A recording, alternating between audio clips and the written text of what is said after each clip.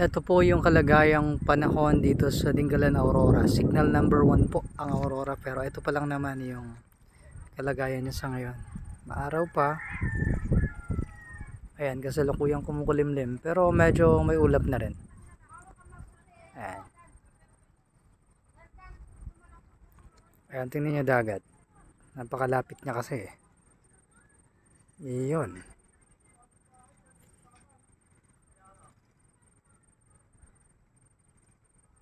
So tahimik pa naman. Ayan, masikat ulit yung araw.